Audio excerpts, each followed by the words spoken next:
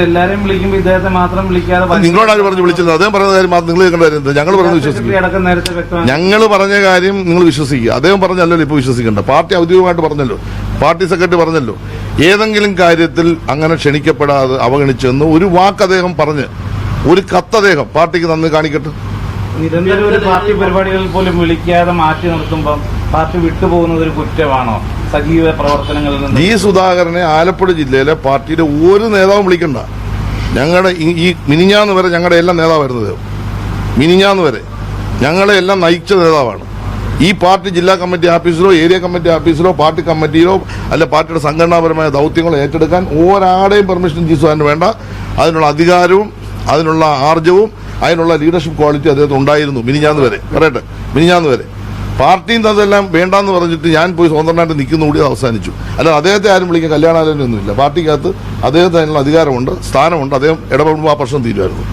അങ്ങനെ ഒരു ഇടപെടൽ നടത്തിയില്ലെന്നുള്ളതാണ് ഖേദകരമായ കാര്യം. മറ്റെല്ലാരെയും വിളിക്കുമ്പോൾ ഇദ്ദേഹത്തെ മാത്രം വിളിക്കാതെ നിങ്ങളോട് ആര് പറഞ്ഞു വിളിച്ചത്? അദ്ദേഹം പറഞ്ഞ കാര്യം മാത്രം നിങ്ങൾ കേൾക്കേണ്ട കാര്യം. ഞങ്ങൾ പറഞ്ഞ് വിശ്വസിക്കുക. ഞങ്ങൾ പറഞ്ഞ കാര്യം നിങ്ങൾ വിശ്വസിക്കുക. അദ്ദേഹം പറഞ്ഞല്ലോ ഇപ്പൊ വിശ്വസിക്കേണ്ട. പാർട്ടി ഔദ്യോഗികമായിട്ട് പറഞ്ഞല്ലോ, പാർട്ടി സെക്രട്ടറി പറഞ്ഞല്ലോ, ഏതെങ്കിലും കാര്യത്തിൽ അങ്ങനെ ക്ഷണിക്കപ്പെടാതെ അവഗണിച്ചെന്ന് ഒരു വാക്ക് അദ്ദേഹം പറഞ്ഞ് ഒരു കത്ത് അദ്ദേഹം പാർട്ടിക്ക് നന്ദി കാണിക്കട്ടെ.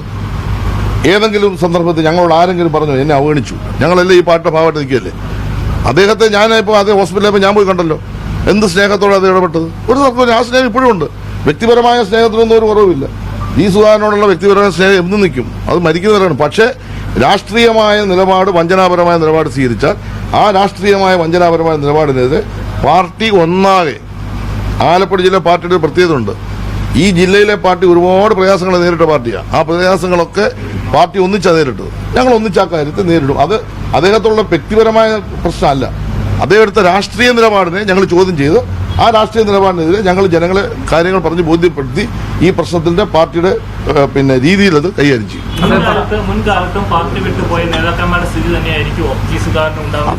അതൊക്കെ കാലവും ചരിത്രവും എങ്ങനെ തീരുമാനിക്കുമെന്നും വരട്ടെന്ന്. ഇപ്പൊ നമ്മൾ അതിനെക്കുറിച്ചൊന്നും ഞാനൊരു അസസ്മെന്റ് നടത്തുന്നില്ല. സംസ്ഥാന നേതൃത്വം ഞങ്ങളുടെ പാർട്ടി സംസ്ഥാന നേതൃത്വം ഈ ജില്ലയുടെ മേളിലല്ലേ.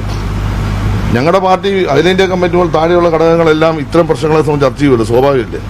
അവരിവിടെ വരിക എന്ന് പറഞ്ഞാൽ അവർ വരേണ്ട, ഞങ്ങൾ ക്ഷണിക്കേണ്ടതല്ലേ, വരും, എല്ലാവരും വരും. ഇലക്ഷൻ ക്യാമ്പയിനൊക്കെ അത് ഇദ്ദേഹത്തെ നേരിടാനൊന്നുമല്ല വരുന്നത്. ഇലക്ഷൻ ക്യാമ്പയിന്റെ ഭാഗമായിട്ട് എല്ലാവരും വരും.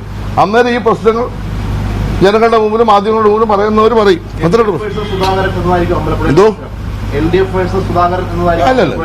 അല്ലല്ല LDF versus UDF, LDF versus സുധാകരനല്ല.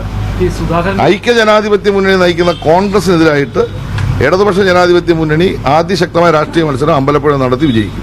സുധാകരനെ അമ്പലപ്പുഴയിലെ ഒരു പ്രധാനപ്പെട്ട ഇതായിട്ട് കാണുന്നില്ല. അതൊക്കെ ആർക്ക് വേണ്ടി മത്സരിക്കരുത്, അതൊക്കെ മത്സരിക്കുക, ജനങ്ങൾ നിശ്ചയിക്കണം, അതൊന്നും ഒരു വിഷയം. അദ്ദേഹം ആത്മഹത്യാപരമായ തീരുമാനം എടുത്തിരിക്കുന്നു. ഒരിക്കലും അദ്ദേഹം ചെയ്യാൻ പാടില്ല. ആ എല്ലാ ബഹുമാനവും സ്നേഹവും വെച്ച് ഞാൻ പറയുകയാണ്, ഒരിക്കലും ചെയ്യാൻ പാടില്ല. അത് അദ്ദേഹം ചെയ്തതിനോട് ഞങ്ങൾക്കെല്ലാം പ്രയാസമുള്ളത്. ആ ഒരു പ്രയാസമാണ് ഞങ്ങളുടെ പല നേതാക്കന്മാരും പ്രകടിപ്പിക്കുന്നത്. അതിനപ്പുറത്തേക്ക് ഒരു സെന്റൻസ് പ്രയോഗിക്കാൻ കഴിയാത്തതും ആ സ്നേഹം നിലനിൽക്കുന്നുണ്ട്.